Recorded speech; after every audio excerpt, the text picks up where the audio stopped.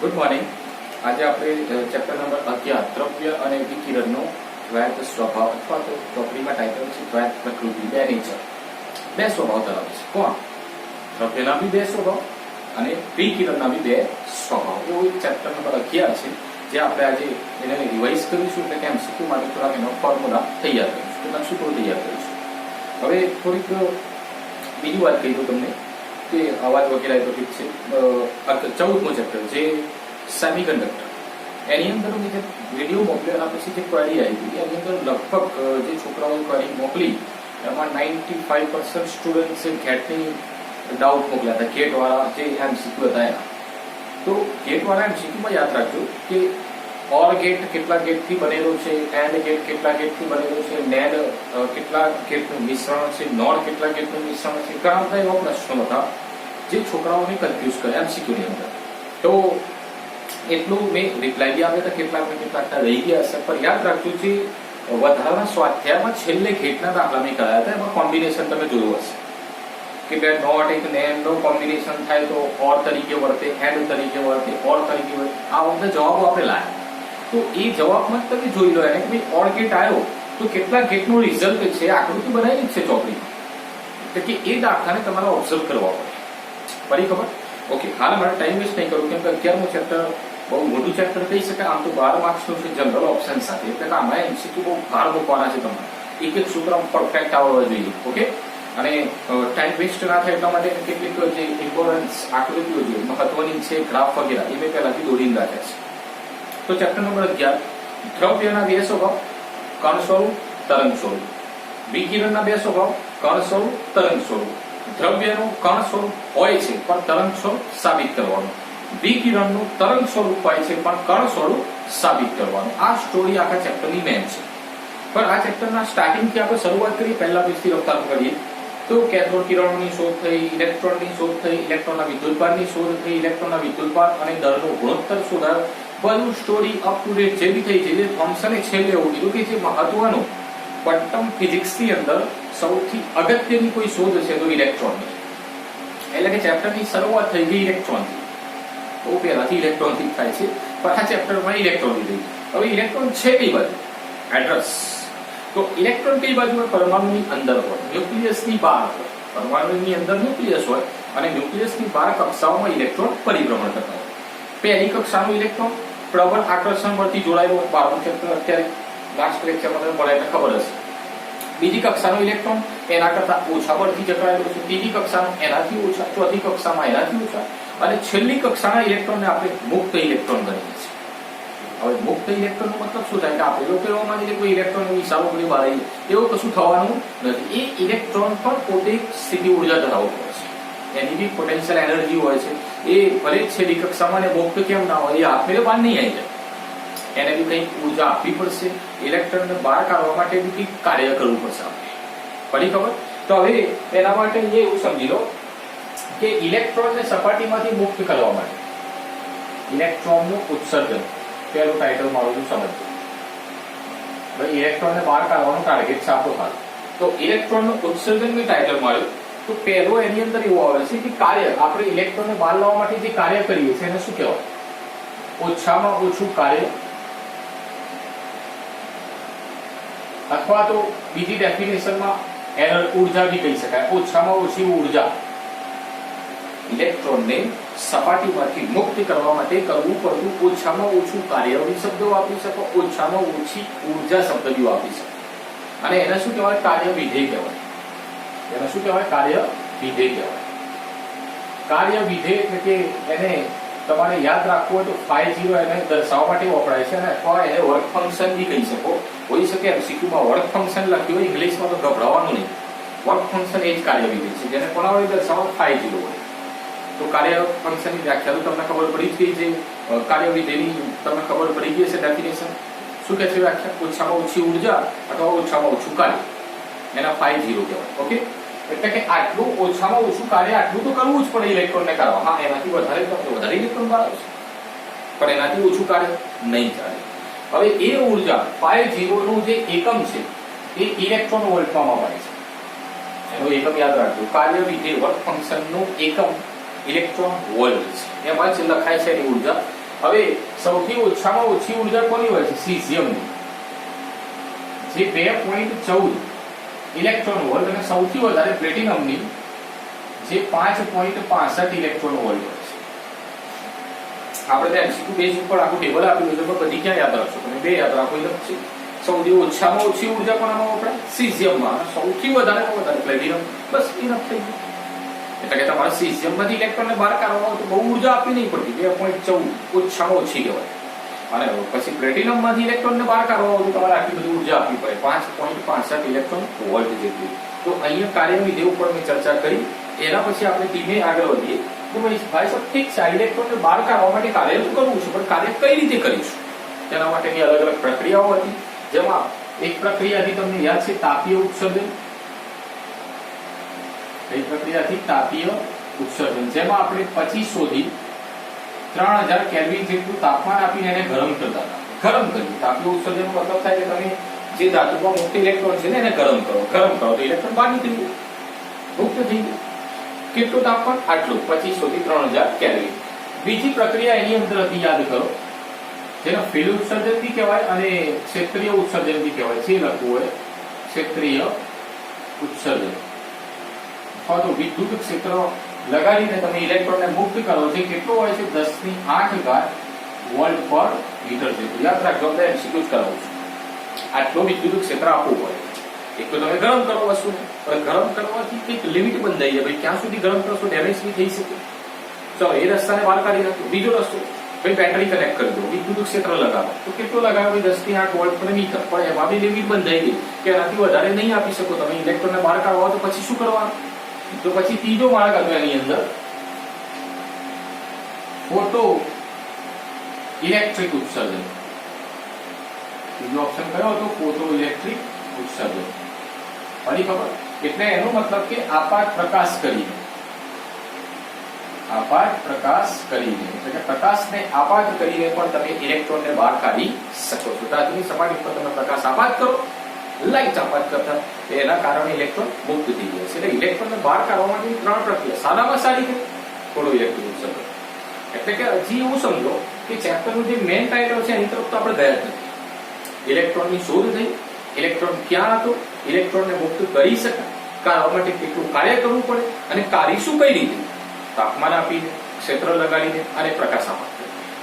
હવે સાયન્ટિસ્ટોનો મગજ સીધો ગયો ક્યાં? આના ઉપર, ફોટો ઇલેક્ટ્રિક ઉત્સર્જન ઉપર. બધા વૈજ્ઞાનિકો એના ઉપર રિસર્ચ કરવા લાગ્યા કે ભાઈ ફોટો ઇલેક્ટ્રિક અસર, એનું પ્રોપર નામ શું આપ્યું?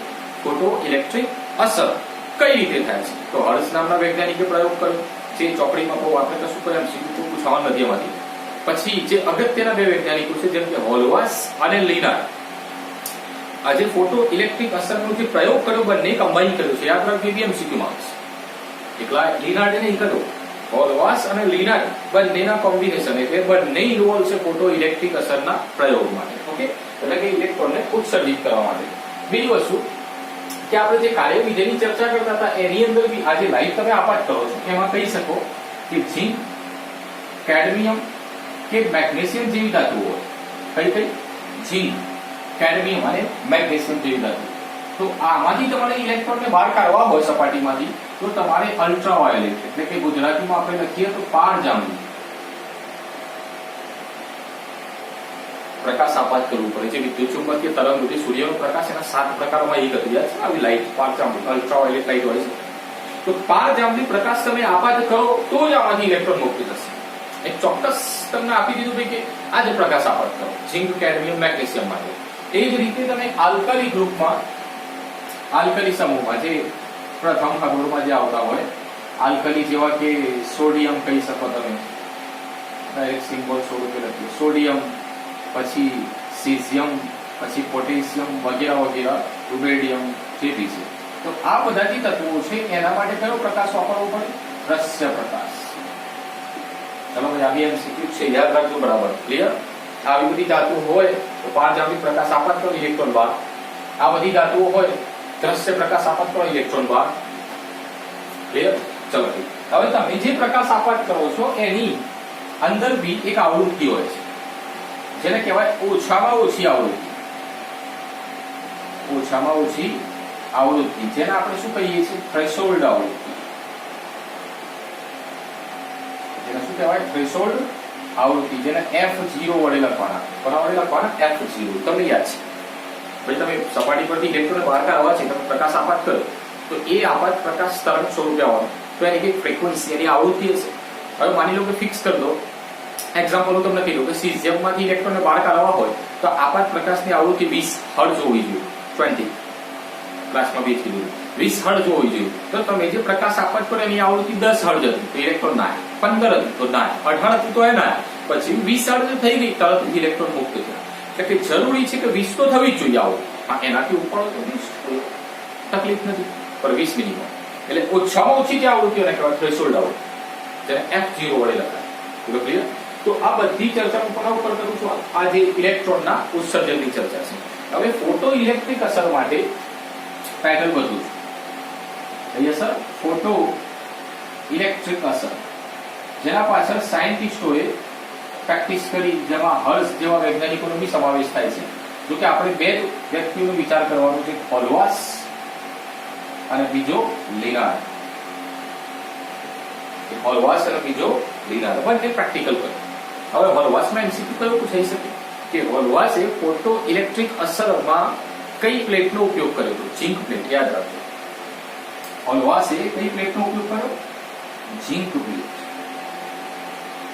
યાદ રાખજો, એમસીક્યુ છે. હોલવાસે ફોટો ઇલેક્ટ્રિક અસરના પ્રયોગની અંદર કયા પ્લેટનો ઉપયોગ કર્યો? Zinc plate. યાદ છે તો પ્રકાશ પારજાંબલી પ્રકાશ આપાત કર્યો. ઝિંક પ્લેટ પર કયો પ્રકાશ આપાત કર્યો? પારજાંબલી પ્રકાશ આપાત કર્યો. અને લિનાર્ડ નો જે પ્રયોગ છે, મેં અહીંયા આકૃતિ બનાવી છે, તમને યાદ છે, આખું લેક્ચર નંબર 2 હતું એનો. એટલે આખું ચેપ્ટર હું તમને હાલ નહીં ભણાવું કે કેટલો મોટો પ્રયોગ હતો, પણ હું તમને થોડીક શોર્ટમાં ફટાફટ હાઇલાઇટ કરી દઉં કે લિનાર્ડે પ્રયોગ કર્યો. એક ટ્યુબ હતી, કનેક્ટ કર્યું વોલ્ટમીટર, આ બાજુ એમીટર. અહીંયા પ્રવાહ માપવાનું છે, અહીંયા વોલ્ટેજ પ્લસ માઇનસ કરવા. બે પ્લેટો હતી, એક કેથોડ અને એક એનોડ. કેથોડ પ્લેટ હતી સીઝિયમની, જેમાંથી જલ્દી ઇલેક્ટ્રોન બહાર આવી શકે, અને ઉપર એક બારી હતી, બારીમાંથી પ્રકાશ આપાત કર્યો. જેવો પ્રકાશ આપાત કર્યો ઇલેક્ટ્રોન મુક્ત થયા. અને આ એનોડ પ્લેટને આપણે ધન રાખી છે અને આને ઋણ રાખી છે. એટલે કે આ પ્લસ હોવાથી આ માઇનસ હોવાથી આકર્ષણના કારણે ઇલેક્ટ્રોન અંદર આવ્યા, પરિણામે એમીટરમાં કરંટ તમે નોંધતા ગયા, એટલે પ્રવાહ મળતું. આવું કંઈક પ્રેક્ટિકલ હતું, એનું ફાસ્ટ મેં બતાવી દીધું. બોલો ક્લિયર? ઓકે.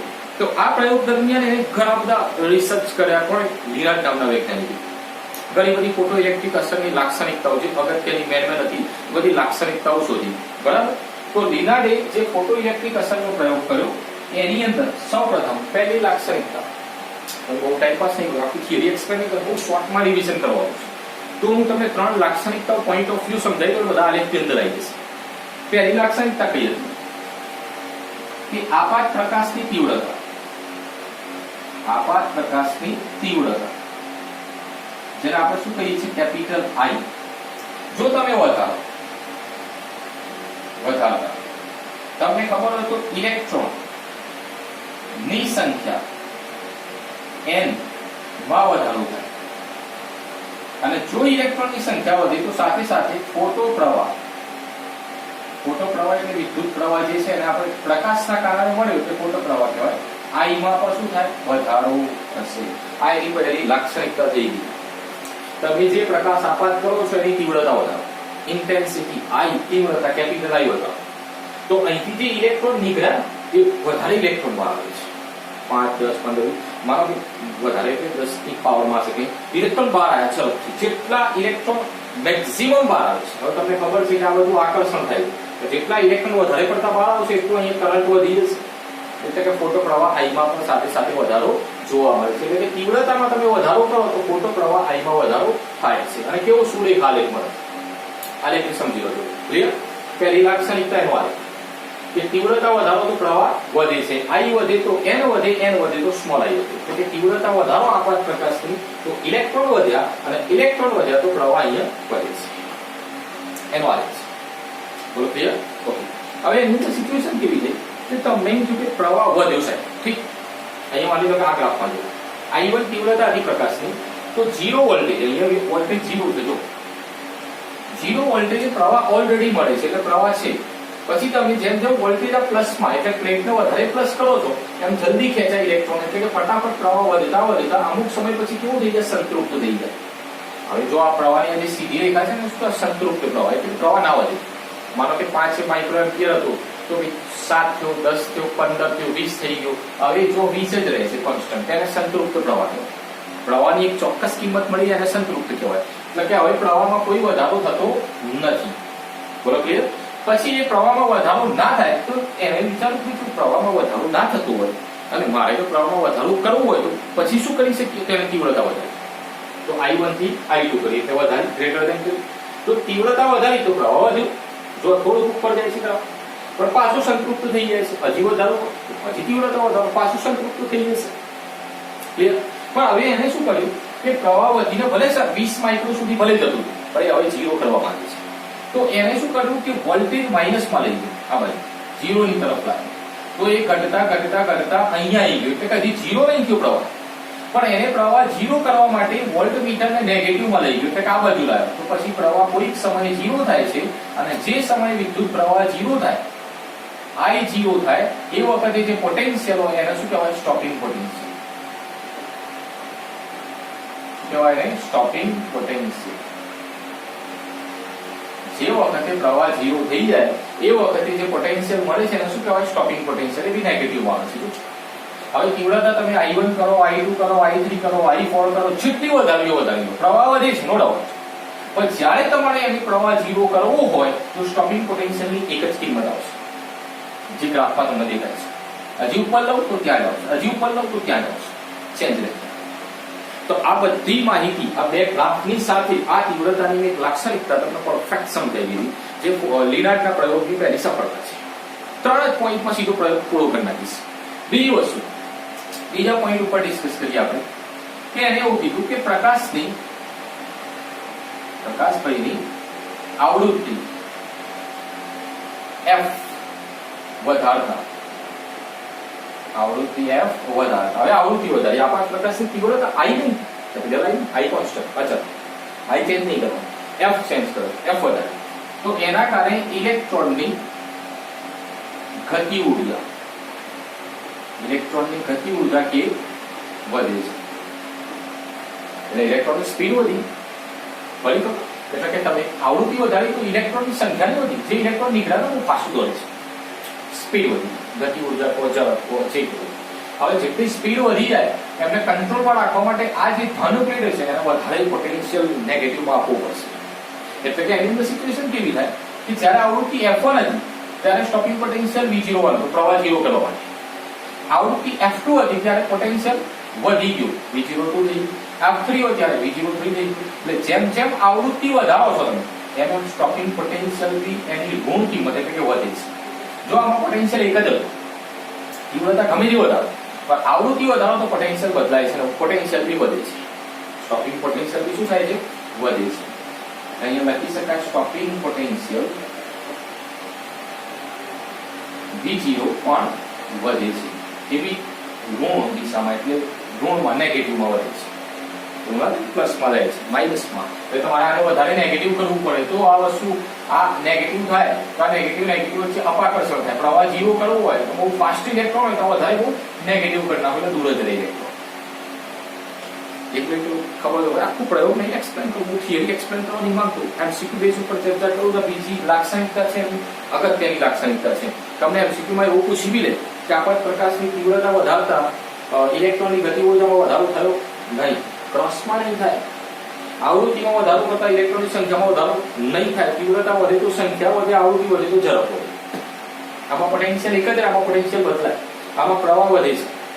બોલો ક્લિયર? પડી ખબર?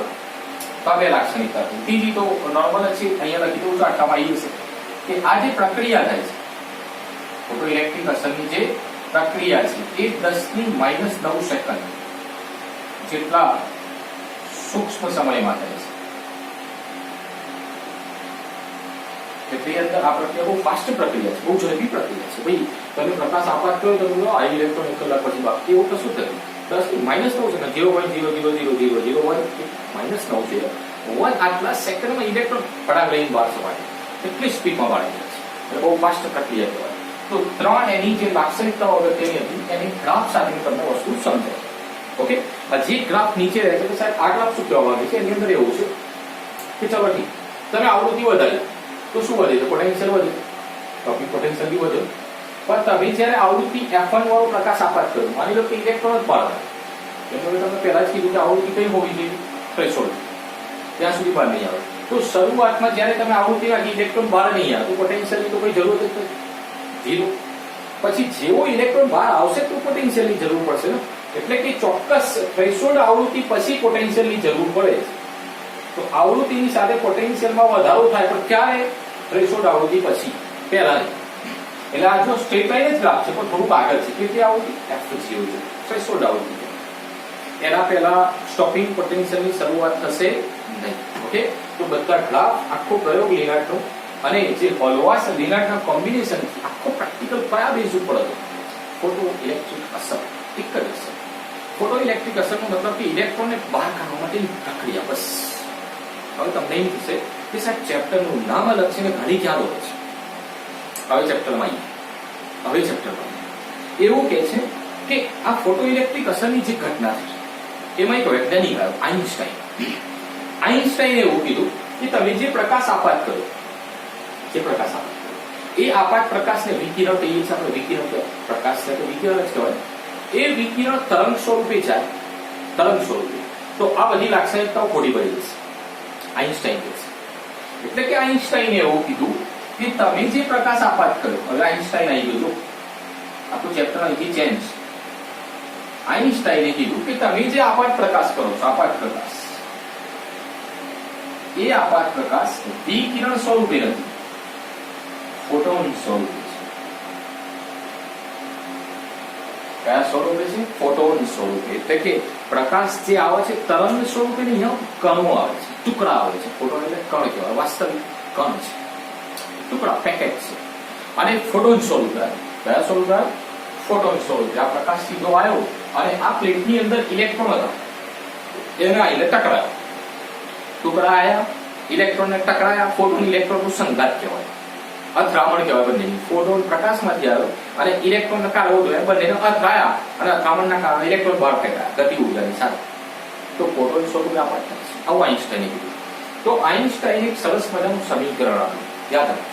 એ સમીકરણ શું હતું અહીંયા સમજો. આઈન્સ્ટાઈનના સમીકરણ પર આપણે ચર્ચા કરી કે આ ધાતુની સપાટી છે, આ ધાતુની સપાટી, એના ઉપર મુક્ત ઇલેક્ટ્રોન હતા પણ જે આપમેળે બહાર આવતા નથી. હવે આ ઇલેક્ટ્રોનને તમારે બહાર લાવવા માટે તમે પ્રકાશ આપાત કર્યો. તમે શું કર્યું? આપાત પ્રકાશ કર્યો. એ આપાત પ્રકાશની ઉર્જા આપણે કેટલી કહી? HF, ફોટોન જેટલી. ફોટોનની ઉર્જા તો ખબર છે ને, HF. એક ફોટોન હોય તો HF, બે હોય તો 2H, અને N હોય તો NHF. HF જેટલી પ્રકાશની ઉર્જા આપાત કરી. ઇલેક્ટ્રોનને બહાર કાઢવામાં વપરાય છે કેટલી ઉર્જા? 5 જુલ, વર્ક ફંક્શન જેટલી. અને બાકી જે ઇલેક્ટ્રોન લઈને બહાર આવે છે એ ગતિ ઉર્જા હોય છે. ઘણા લોકો આમાં ટકી નહીં થતું. તો હવે આપાત પ્રકાશ કેટલો કર્યો? HF જેટલો. એમાંથી વપરાય કેટલી? 5 જુલ જેટલી. અને બાકી ક્યાં ગઈ? ઇલેક્ટ્રોનને મહત્તમ ગતિ ઉર્જા સ્વરૂપે પાછી મળી. ઘણા લોકો માની લો કે તમે જે પ્રકાશ ફોટોન ઉર્જા આપાત કરી, માની લો કે 20 ઇલેક્ટ્રોન વોલ્ટ છે. કેટલી ઉર્જા આપાત કરી? 20. 5 0 10 વપરાઈ ગઈ. કેટલી વપરાય? 10. હજી વધી કેટલી? 10. તો આ ઇલેક્ટ્રોન જ્યારે બહાર આવે ને એ 10 ગતિ ઉર્જા સ્વરૂપે લઈને આવ્યા, થઈ ગઈ ટોટલ 20. 10 વપરાઈ, 10 લઈને આવ્યા એટલે ટોટલ 20 થઈ ગઈ. જે તમે આપાત કરી હતી એને કહેવાય આઈન્સ્ટાઈનનું સમીકરણ. આ જે દેખાય છે વ્યવસ્થિત લખી દીધા. અને કેમ કે થોડું લાગે છે એવું એ પ્રમાણે 1/2 mv મેક્સિમમ નો સ્ક્વેર બરાબર HF માઇનસ 5 જુલ. આને કહેવાય આઈન્સ્ટાઈનનું સમીકરણ. હાલાકી પેલું યાદ રાખવાની બેટર ટ્રિક્સ હતી, પણ આ ચોપડીમાં રીતે લખેલું છે. ફરી ખબર? ઓકે. હવે તમે આની અંદર જો કે આ જે સ્ટોપિંગ પોટેન્શિયલ લાયા, આ સ્ટોપિંગ પોટેન્શિયલ એ આપણે શું કામ લાયા હતા? પ્રવાહને ઝીરો કરવા, વિદ્યુત પ્રવાહ ઝીરો કરવા. પોટેન્શિયલ તમે જે આપો એને સ્ટોપિંગ પોટેન્શિયલ કહેવાય. પણ એ સ્ટોપિંગ પોટેન્શિયલ તમે જે આપો છો એને EV0 કહેવાય. એટલે પોટેન્શિયલ આપ્યું EV0 જે કોના બરાબરીમાં તો આ ઇલેક્ટ્રોનની ગતિ ઉર્જાના બરાબરીમાં હતું. જે મહત્તમ સ્પીડમાં આવતા હતા ને ઇલેક્ટ્રોન એની બરાબરીનું પોટેન્શિયલ આપ્યું ત્યારે પ્રવાહ ઝીરો. એટલે તમને યાદ હોય તો આપણે એક રિલેશન લાયા હતા કે આટલી ગતિ ઉર્જાથી ઇલેક્ટ્રોન દોડતા હતા, એ ઇલેક્ટ્રોનને રોકવા માટે સામેથી તમે આટલું પોટેન્શિયલ આપ્યું એને સ્ટોપિંગ પોટેન્શિયલ કહેવાય. આને શું કહેવાય? સ્ટોપિંગ પોટેન્શિયલ કહેવાય. ભાઈ ટપ્પી પડે છે બધાને? આમાંથી તો ઘણા બધા સમીકરણોનું અલગ અલગ સ્વરૂપ આઈન્સ્ટાઈનમાં તમને ખબર છે ઢગલા સમીકરણોને ભેગા કરી નાખ્યા. MCQ માં ગમે તેવું આપી શકાય. બધું MCQ બેઝ ચર્ચા કરું છું. કોઈ તમને 40-50 MCQ મોકલે, વિડીયો પછી હજી MCQ બનાવ્યા નથી, પણ 40-50 જે આવે આ વિડીયો જોયા પછી તમને આવડવા જ જોઈએ. તમે બરાબર વિડીયો જોતા આવડશે. ફરી કહું તો આ હાફ MV મેક્સિમમ સ્ક્વેર બરાબર શું લખાય? EV0. તો ચલો આની જગ્યાએ EV0 લખો તો EV0 બરાબર શું લખાય? HF minus phi0. HF minus phi0. પણ phi0 ની જગ્યાએ તમે લખી શકો HF0. આવું અંદર તમને આપેલું છે. કેમ આવું? phi0 નું કામ શું હતું? ઇલેક્ટ્રોનને બહાર કાઢવા માટે આપવી પડતી ઓછામાં ઓછી ઉર્જા અને થ્રેશોલ્ડ આવૃત્તિનું કામ શું હતું? ઓછામાં ઓછી આવૃત્તિ. બંનેનું કામ સેમ છે. તો phi0 બરાબર શું લખાય? HF0 તમે લખી શકો છો. તો અહીંયા જો EV0 બરાબર HF માઇનસ HF0 થઈ જશે. તો અહીંયા HF માઇનસ HF0 થઈ જશે. બોલો પડી ખબર? ક્લિયર? તો આ સમીકરણ આ જો બધા આઈન્સ્ટાઈનના સમીકરણ છે. કશું જ નવું નહીં છે. બધું આઈન્સ્ટાઈન છે. આઈન્સ્ટાઈનના સમીકરણ છે. ગમે તે સ્વરૂપે MCQ પૂછાય રીતે તમે સોલ્વ કરી નાખો. બરાબર? ચલો આની અંદર તમે જુઓ કે V0 ને કરતા કરું તો H/EF માઇનસ H/EF0 અને આ સમીકરણને y બરાબર mx પ્લસ c સાથે સરખાવો. mx પ્લસ c સાથે સરખાવતા આની અંદરથી તમને m ની કિંમત મળશે જેને ઢાળ કહેવાય. અને એ ઢાળ કેટલો હોય છે? H/E જેટલો હોય છે. યાદ રાખજો આમાંથી બી MCQ ડાયરેક્ટલી આવે છે. બધા સૂત્રો છે. m બરાબર H/E ઢાળ આપેલું હોય, h શોધવાનું હોય તો e વડે ગુણી નાખવાનું અથવા તો H/E કરીને તમે m બી શોધી શકો ઢાળની કિંમત. તો ઓપ્શનમાં જે આપેલું હોય H/E ને ઢાળ કહેવાય. અને તમને યાદ હોય તો વૈજ્ઞાનિક હતું જેનું નામ છે મિલિકન અને એ પાછું આને ફોટો પાડવા બેઠો હતો પણ આઈન્સ્ટાઈન અને આના ઉપર રિસર્ચ કરી પછી આ બધું સરખાયું બધું એરેન્જ કર્યું હતું મિલિકને. પછી સાબિત કરવા ગયું અને ઢાળ શોધ્યું તેને ખબર પડી કે આઈન્સ્ટાઈન સાચું છે. ખોટું સાબિત કરવા બેઠો, સાચું સાબિત કર્યું. આ રીવાયો તમે અને આનો ઢાળ જે છે H/E થશે.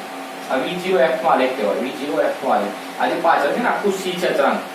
આ x અક્ષ ઉપર F, y અક્ષ ઉપર V0.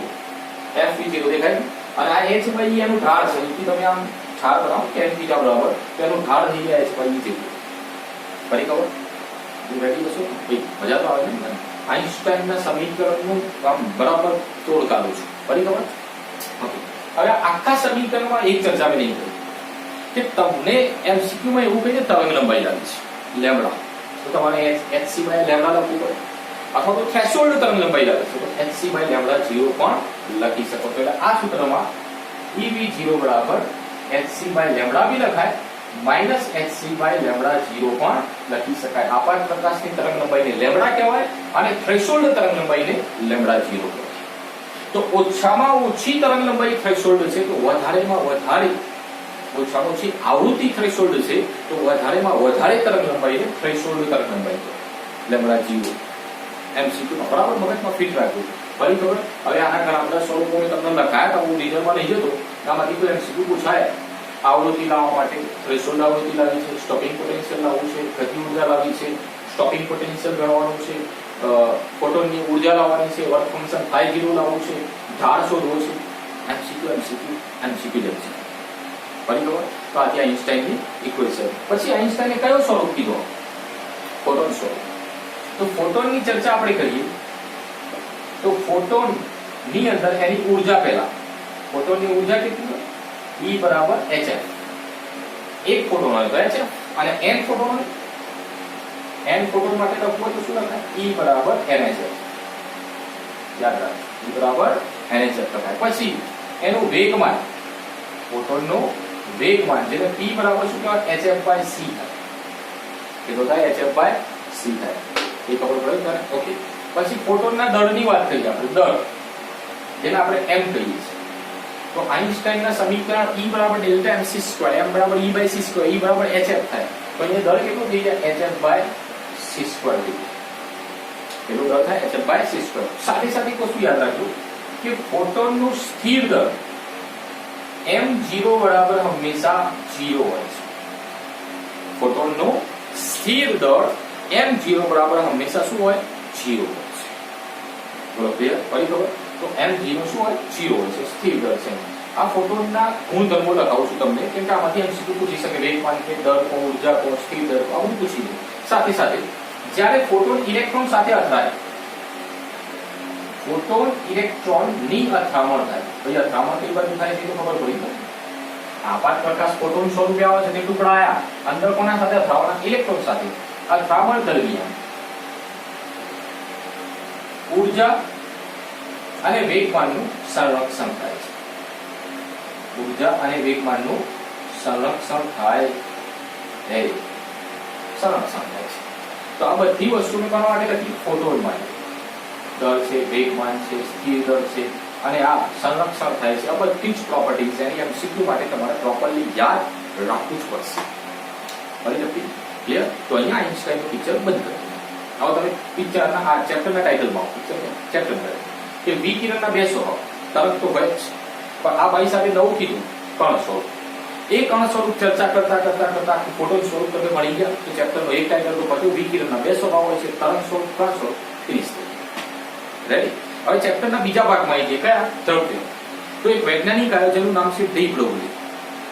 કયો વૈજ્ઞાનિક? De Broglie. તો ડી બ્રોગલીએ કીધું કે ભાઈ સાહેબ વિકિરણના બે સ્વભાવ હોય, તરંગ સ્વરૂપ, કણ સ્વરૂપ. તો દ્રવ્યના બી બે હોવા જોઈએ. કણ તો હોય જ, દ્રવ્યને કણ તો કહેવાય છે. દ્રવ્ય એટલે ઘન પ્રવાહી વાયુ, બધા કણોના બનેલા છે. તો તરંગ સ્વરૂપ એનું તરંગ સ્વરૂપ કહી શકાય. જી ઉપર લ્યુઇસ વિક્ટર ડી બ્રોગલી આવું કંઈક નામ હતું. ડી પેટ નામ હતું અને પેટ નામ હતું એનું બધું એ ડી બ્રોગલી એક પાછું નવો વિરોધ કર્યો કે વિકિરણના બે સ્વરૂપ હોય તો દ્રવ્યના બી બે સ્વરૂપો હોય. તો એને કીધું કે દ્રવ્યનું કણ સ્વરૂપ તો છે જ, પણ તરંગ સ્વરૂપ બી હોય છે. અને દ્રવ્યનું તરંગ સ્વરૂપ હોય તો એની તરંગ લંબાઈ લેમ્ડા હોય છે. એ તરંગ લંબાઈ લેમ્ડા કેટલી હોય છે હું તમને આટલું પહેલા ફોટો લઈ લો તો આગળ તમને એક્સપ્લેન કરીને આપી દઉં. ઓકે, તો ડી બ્રોગલી નામના વૈજ્ઞાનિકે એવું કીધું વિકિરણના બે સ્વભાવ હોય તો દ્રવ્યના બી બે સ્વભાવ હોવાથી અને દ્રવ્યનું તરંગ સ્વરૂપ હોવું જોઈએ. અને જો દ્રવ્યનું તરંગ સ્વરૂપ હોય તો એની તરંગ લંબાઈ આટલી હોવી જોઈએ. કેટલી? લેમ્ડા બરાબર h/p જેટલી અને અથવા તો h/p બરાબર mv. p તો વેગમાન છે. એને શું કહેવાય? વેગમાન કહેવાય. વેગમાન p બરાબર mv થાય, દર ગુણ્યા વેગ. તો એની તરંગ લંબાઈ કેટલી થાય? લેમ્ડા બરાબર h/mv થાય. હવે વેગમાન કણનો હોય, તરંગ લંબાઈ તરંગની હોય. જો બંને સ્વરૂપ અંદર ભેગા થાય છે તો બેના બે સ્વરૂપ કીધા, તરંગ કણ સ્વરૂપ. તો વેગમાન કોનું હોય? કણનું હોય. અને તરંગ લંબાઈ કોની હોય? તરંગની. જે વિકિરણ તરંગ સ્વરૂપે આવતું હોય. તો અહીંયા એવું કહે છે કે દ્રવ્યના બે સ્વભાવ છે. કણ સ્વરૂપ તો હોય જ છે, સાથે સાથે તરંગ સ્વરૂપ. અને એની તરંગ લંબાઈ આટલી હોવી જોઈએ, લેમ્ડા બરાબર h/p જેટલી અથવા તો h/mv જેટલી. હવે આમાંથી MCQ પૂછાય, બે ચાર MCQ છે આવા, તો એ કરી નાખવાના. કેવા? કે ભાઈ ચલો બે ગણી કરવામાં આવે તો તરંગ લંબાઈ અડધી થઈ જાય. આ અડધું કરો તો ડબલ થઈ જાય. આ 4 ગણું કરો તો સવાથી થઈ જાય. વેગમાન ડબલ કરો તો આ અડધી થઈ જાય. વ્યસ્ત પ્રમાણ છે, નક્કી પડે છે.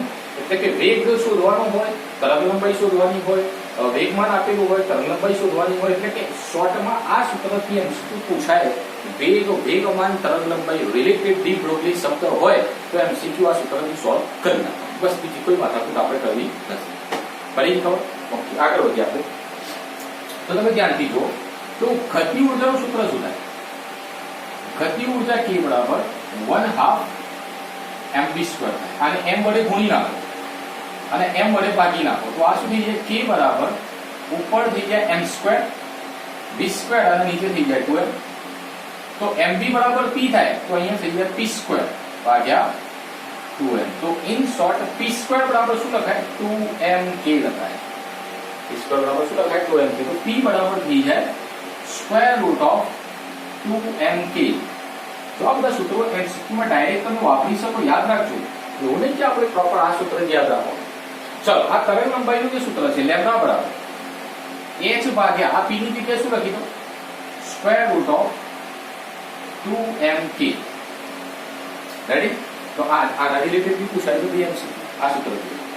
એટલે તરંગ લંબાઈ લાવવાની હોય, ગતિ ઉર્જા આપેલી હોય, દળ હોય, ઇલેક્ટ્રોન જ હશે એટલે ઇલેક્ટ્રોનનું દળ લેવાનું છે. h તો પ્લાન્ક અચળાંક છે, એ યાદ છે ને? આની સ્ટોરી બધી ગઈ પહેલા એ છે તો ખબર છે ને? પ્લાન્ક અચળાંક 6.625 × 10⁻³ જૂલ ઇન્ટુ સેકન્ડ એકમ સાથે યાદ રાખજો. પ્લાન્ક અચળાંકની કિંમત. તો અહીંયા આ તરંગ લંબાઈનું જો એક સૂત્ર તમે અહીંયા લખી દીધું ઓલરેડી.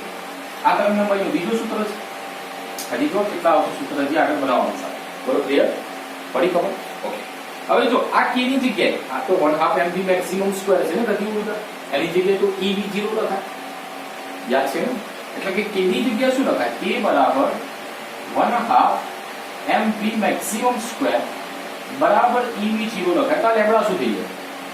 લેમ્બડા બરાબર h ભાગ્યા જો વર્ગમૂળમાં 2m આ k ની જગ્યાએ શું લખી દઉં? ev0 લખી જાય 2m ev0. બોલો પડી ખબર? ઓકે. તો લેમ્બડા બરાબર આગળ લખવું હોય તો શું લખાય? બોલો h ભાગ્યા, તમે ધ્યાનથી જુઓ. હવે અહીંથી કિંમતો મૂકી દો. કોની? h પ્લાન્ક અચળાંક છે, e m ઇલેક્ટ્રોનનો દર છે, આ e ઇલેક્ટ્રોનનો વિદ્યુતભાર છે. આ બધી કિંમતો મૂકી દો. આ બધી કિંમતો તમે મૂકતા h m ની કિંમતો તમે મૂકી દો તો લેમ્બડાની કિંમત આવશે, તમે ગણતરી કરો તો 1.227 નેનોમીટર ભાગ્યા વર્ગમૂળમાં v0. ઘણી વખતે આ MCQ આ સૂત્રથી સીધો સોલ્વ કરી શકો છો. એટલે એકાદ MCQ આ સૂત્રથી પૂછાય. તમને પોટેન્શિયલ આપેલું ભાઈ 120 વોલ્ટ છે તો અહીંયા 120 અને નોર્મલી બોર્ડની પરીક્ષામાં પૂછાઈ ગયું લગભગ તો 100 આપેલા હતા. એટલે એવું આપેલું જેનો વર્ગમૂળ નીકળી જાય. 100 આપેલા હોય તો 10 થઈ જાય, 16 આપેલા હોય તો 4 થઈ જાય. તો ઇન શોર્ટમાં પોટેન્શિયલ આપેલું હોય તો તરંગ લંબાઈ શોધી શકો ડીપ પ્રોબ્લેમ. અહીંયા નેનોમીટર એટલે 10⁻9 છે પાછળ. એટલું 1.227 એટલું નહીં, 1.227 એટલું નહીં, પાછળ 10⁻9 બાદ છે નેનોમીટર. બરાબર? તો પોટેન્શિયલ આપેલું હોય તો સીધો MCQ સોલ્વ કરી શકો. કરી દો. હવે ઘણી વખત શું હોય છે કે પ્રોટોનનું જે દર છે એ ઇલેક્ટ્રોન કરતાં થોડું વધારે, ઇલેક્ટ્રોન કરતાં પ્રોટોન હેવી હોય અને પ્રોટોન કરતાં આલ્ફા વધારે હેવી. યાદ રાખજો આ એક relation. Mass of alpha greater than mass of proton greater than mass of electron. આનું સૌથી વધારે. બરાબર? તો એની અંદર તરંગ લંબાઈ રિલેટેડ પ્રશ્નો આવી જાય તો આ વાતે તમે સમજી શકો કે જેનું દર વધારે એની તરંગ લંબાઈ ઓછી હોય. એટલે કે આનું દર વધારે એની તરંગ લંબાઈ ઓછી હોય. પછી બીજા નંબરમાં આવે અને ત્રીજા નંબરમાં ઇલેક્ટ્રોન આવે. બરાબર? તો અહીંયા આ રિલેશન થી તમારે યાદ રાખવાનું કે આલ્ફાનો દર વધારે હોય છે પ્રોટોન કરતાં, પ્રોટોનનો ઇલેક્ટ્રોન કરતાં વધારે હોય છે. તો અહીંયા તરંગ લંબાઈ ડી બ્લોકની તરંગ લંબાઈના કેટલા સૂત્રો લયા? h/p, h/mv, h/√2mk, h/ જે 1.227 નેનોમીટર ભાગ્યા v0. તો પોટેન્શિયલ આપ્યું હોય તો આનાથી ગણી શકો, ગતિ ઉર્જા આપી હોય તો આનાથી ગણી શકો, ડાયરેક્ટ વેગમાન આપ્યું હોય તો આનાથી ગણી શકો. એટલે જેવી કિંમત હોય એવું સૂત્ર એપ્લાય કરો. તરંગ લંબાઈનો જ પ્રશ્ન છે ડી બ્લોકની તરંગ લંબાઈ. પડી ખબર? હજી તમારે એનાથી વિશેષ આગળ વધવું હોય તો કદાચ એવું થઈ છે કે ઉષ્મીય ગતિ ઉર્જાની વાત કરીએ. આવું શબ્દ સ્પષ્ટ લખેલું હોય તો k બરાબર શું થઈ જાય? 3/2 kV થઈ જાય. ઉષ્મીય ગતિ ઉર્જા વાત કરીએ તો આ સૂત્રમાં જે k ની જગ્યાએ લખો 3/2 kV. તો લેમ્બડા બરાબર શું થઈ જાય? h ભાગ્યા વર્ગમૂળમાં જો અહીંયા 2m અને આ k ની જગ્યાએ લખીએ આપણે 3/2 kV. તમે ધ્યાનથી જુઓ તો 2 2 ઉડી ગયા તો લેમ્બડા બરાબર કેટલા વધ્યા? h ભાગ્યા √3mkVt. એટલે કે આ સૂત્રનો ઉપયોગ થી તમે કરી શકો છો તરંગ લંબાઈ. પણ ક્યારે? ઉષ્મીય ગતિ ઉર્જાનો શબ્દ આવ્યો હોય ત્યારે. અરે આમાં ખાસ વસ્તુ તમારે એક યાદ રાખવાની, MCQ પૂછી શકે છે કે તરંગ લંબાઈ તાપમાનના વર્ગમૂળના વ્યસ્ત પ્રમાણમાંથી. તો એ વર્ગમૂળમાં છે. 27 ડિગ્રી સેલ્સિયસ તાપમાને તરંગ લંબાઈ કે 127 ડિગ્રી સેલ્સિયસ તાપમાને તરંગ લંબાઈ કે, પણ એ જે તરંગ લંબાઈ એને તમારે કેલ્વિનમાં કરી દેવાનું. 27 નું કેલ્વિન કરો 273 પ્લસ કરી 127 ને 273 પ્લસ કરો અને પછી જે તમે જે તાપમાન લાયા એ તાપમાનનું તમને કહી દે તરંગ લંબાઈનો ગુણોત્તર લાવો. બંને તાપમાને તરંગ લંબાઈ લેમ્બડા 1 ભાગ્યા લેમ્બડા 2 લાવો. તો આવો બધા MCQ પૂછાય તો સોલ્વ કરી નાખો. માની લો કે હાઇડ્રોજન માટે હોય 27 ડિગ્રી સેલ્સિયસ તાપમાને અને હિલિયમ માટે હોય 127 ડિગ્રી સેલ્સિયસ તાપમાને, તો હિલિયમમાં પછી ડબલ થઈ જશે. એટલે કે 127 પ્લસ 273 કરો 400 થાય. એને ગુણ્યા 2 કરવા પડે એટલે 800 લેવા પડે. તમારે 800 કેલ્વિન તાપમાન લેવું પડે. તો એ રીતે તમે તરંગ લંબાઈનો ગુણોત્તર કાઢી શકો. અને kV2 બોલ્ટ્ઝમેન અચળાંક છે 1.38 × 10⁻23 કરવો. એ તો તમને યાદ જ છે. બરાબર? તો જો તરંગ લંબાઈના સૂત્રો કેટલા થાય? વેગમાન આપેલું હોય તો આ વાપરો, ગતિ ઉર્જા આપી હોય તો આ વાપરો, પોટેન્શિયલ આપેલું હોય તો આ વાપરો અને ઉષ્મીય ગતિ ઉર્જા લખી હોય તો આ તરંગ લંબાઈનું સૂત્ર વાપરો. ડી બ્રોગલી તરંગ લંબાઈ એક સૂત્ર નથી 4 છે. દ્વિપ્રોટી તરંગલંબાઈ દ્રવ્યના બે સ્વભાવ કણ સ્વરૂપ તરંગ સ્વરૂપ તરંગ સ્વરૂપની વાત હતી પણ આ સ્ટોરીની અંદર એવું થયું કે લાસ્ટમાં એક સૂત્ર બાકી રહેશે વાતન કરીશું એક જ સૂત્ર છેલ્લું જેનું નામ છે તમને યાદ છે હાઇઝનબર્ગ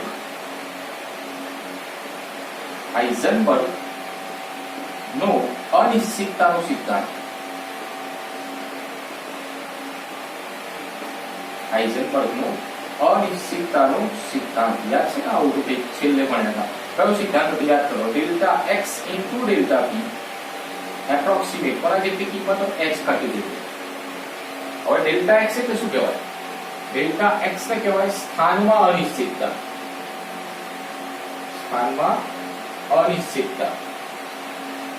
રેડી પછી ડેલ્ટા p ને કહેવાય વેગમાનમાં અનિશ્ચિતતા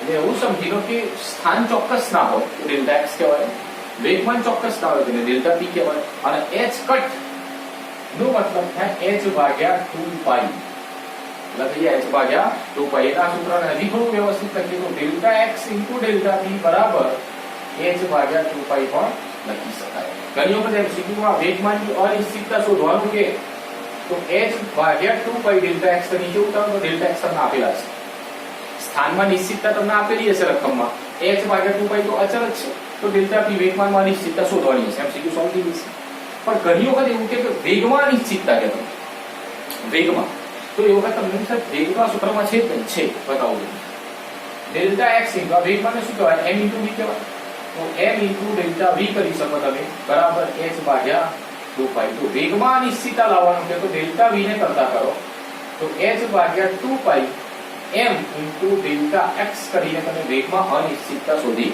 શકો છો તો આની અંદરથી બે પ્રશ્નો આવશે એક તો વેગમાનમાં અનિશ્ચિતતા અથવા તો વેગમાં અનિશ્ચિતતા તો આ બે સૂત્રોનો ઉપયોગ તમે ડાયરેક્ટલી કરી શકો છો સ્થાનમાં અનિશ્ચિતતા તમને આપેલી હશે રકમમાં હોઈ શકે ડેલ્ટા p આપેલું હોય ડેલ્ટા x શોધવાનો એ તો સાહેબે કીધું નહીં કરી નાખવાનું આવી જાય ફરી ખબર ક્લિયર તો આ છેલ્લે હાઇઝનબર્ગનો અનિશ્ચિતતાનો સિદ્ધાંત હતો તો ઓવરવ્યુ લાસ્ટમાં હું તમને ચર્ચા એટલી કહું ઇલેક્ટ્રોનની શોધ થઈ ઇલેક્ટ્રોનને બહાર કાઢવો છે કાર્યવિધેય કરી એ કાર્યવિધેય અલગ અલગ ધાતુઓ માટે અલગ અલગ છે ઓછામાં ઓછું સીઝિયમ વધારેમાં વધારે પ્લેટિનમ કાર્યવિધેયની સાથે ઓછામાં ઓછી આવૃત્તિ થ્રેશોલ્ડ આવૃત્તિ કહેવાય પછી ઇલેક્ટ્રોનને બહાર કાઢવા માટે અલગ અલગ પ્રક્રિયા ગરમ કરો ક્ષેત્ર લગાવો પ્રકાશ આપાત કરવાનો બેટર હતું પ્રયોગ કર્યો સાયન્ટિસ્ટે અરજી કર્યો હલવાસી કર્યો ઝીંક પ્લેટનો કર્યો લિનાર્ડે કર્યો બહુ મોટું કર્યો 3 લાક્ષણિકતા તીવ્રતા વધારો સંખ્યા વધે પ્રવાહ વધે આવૃત્તિ વધારો ઝડપ વધે પોટેન્શિયલ વધે બી નેગેટિવ